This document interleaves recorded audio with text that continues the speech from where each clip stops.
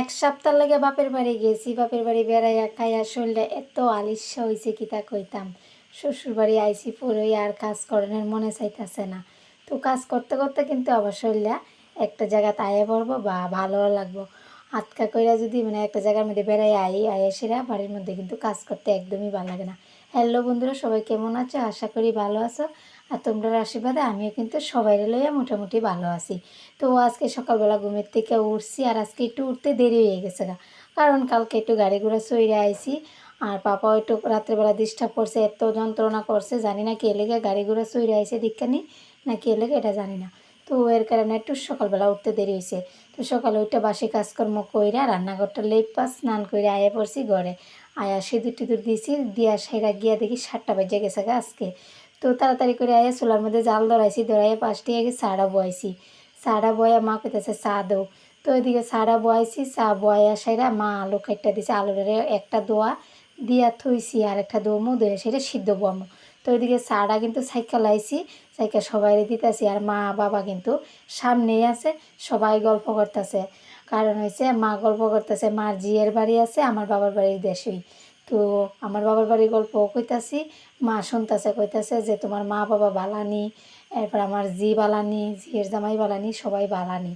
কিতা দিয়া খাইছো, কিতা করছে এরা, এরা কই কই গেছে ঘুরতো, এইসব জিগাইতেছে। তো এরা লাগে গল্প করতে করতে আমি চাটা খাইছি, খাইয়া সাইরা তারপর আলু সিদ্ধটা লামাইছি। তো আলুটা সিদ্ধ হয়েছে পরে মারা কইতেছে একটু চুল্লা দো। মা কইতেছে আমি আলু লইয়া যাই গা, তুমি আলুটা চুলো। আমি কইছি আচ্ছা ঠিক আছে তুমি যাও, আমি শান্তিতে আলুটা চুলি। এদিকে শুনো মারে লইয়া সেরা আলুটা চুলতাম বইছি। আর আলুটা সিদ্ধ করে সারলেই কিন্তু প্রায় সময় শুনো চুলাইয়া দেয়, কারণ তার ভাল লাগে আলু চুলাইতে। আর এদিকে দেখো আমার পাপা আমারে পাইছে অনেক দিন পরে, এত আদর করতেছে কি তা কইতাম। আমারে কইতেছে যে কাকি তুমি গেছো গা তোমার বাবার বাড়িতে, আমারে নিলা না, এটা কইতাছে। আর আমারে বেজান আদর করতেছে। তাই আমি বলছি বাবা তুমি একটু বড় হইলে তোমার লইয়া যাবো। দুইজনটা লইয়া তো আমি গিয়া তোমরা দুজনটা ঠিকভাবে রাখতে পারতাম না, তুমিও দুষ্টামি করে, ছোট্ট ভাইয়া দুষ্টামি করে। তো এইদিকে দুইজনে মিল্লা দুষ্টামি করতেছে আর আমি এদিকে আলুটা কিন্তু চুলাইতেছি। তো এদিকে সুনুমার কাছে আলুটা চুলাইয়া দিয়া গিয়া সুন্দর করে বই লইয়া বউ। তো সুনুমা এদিকে আলু চলাইতেছে, আমিও কিন্তু আলুটা চলাইতেছি। আর চলাইতে চলাইতে এদিকে ভাতটাও কিন্তু হইয়া যাইতেছে গা। তো ভাতটা লামাইছি, লামাইয়া সাইরা আজকে রান্না করুম নিরামিষ তরকারি। আর রান্না করুম আলু ভাজি করে সেটা সোমবার দিব। তো এদিকে নিরামিষ তরকারি রান্না করানোর লেগে যা আয়োজন লাগে সব মা ওই রেডি করে দিছে। তো তরকারিটা বয়াইছি, বয়া সাইরা ঘরের যা কাজকর্ম আছে জল টল ওড়া নেড়িয়ে উড়াইছি। আর কয়েকদিন ধরে এত বৃষ্টি দিতেছে, আর আমার বাবার বাড়ির দিকে খুব বৃষ্টি দিছে, তারপরেও কিন্তু শ্বশুরবাড়ির দিকে একটু কমই দিছে। তো ওইদিকে আমরা রান্নাঘরে একটু বৃষ্টি পড়ার কারণ টিন দিয়ে ছিদ্র, তো টিন নতুন টিন লাগানোর লেগে প্ল্যান চলতেছে, লাগাইবো। আর এদিকে কিন্তু আমার নিরামিষ তরকারি লামাইয়া তারপর আলু ভাজি করে সম্বাদ দিলাইছি দিয়া সাইরা তারপর থাল বাসন দইয়া সুন্দর করে লই করছি ঘরে।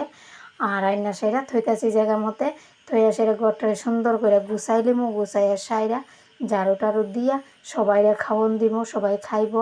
আর বাবার বাড়ির কথাটা কিন্তু খুব মনে পড়তেছে, কারণ কালকে কালি আইসি আর আমার কাজকর্ম একদমই ভালো লাগতেছে না, সবাইয়ের কথা মনে পড়তেছে। তোমরা বাপের বাড়ির থেকে বেড়ায় আইলে সবচেয়ে বেশি কার কথা মনে পড়ে, বাবার কথা নাকি মার কথা? আর অনেকের ছোট্ট ভাই বোন থাকে নাকি ভাই বোনের কথা মনে পড়ে? আমার তো সবচেয়ে বেশি মনে পড়ে মার কথা, জানি না কে লেগে জানে, আমার সবচেয়ে বেশি মনে পড়ে মার কথা। আর মার কথা মনে পড়লে কষ্ট। মেয়েরার জীবনটাই কিন্তু এমন, কয়েকদিন লেগে বাবার বাড়ি। অনেক সময় ভাবি যে ছেলে হইতাম যদি তো মা বাবার কাছে সব সময় থাকতে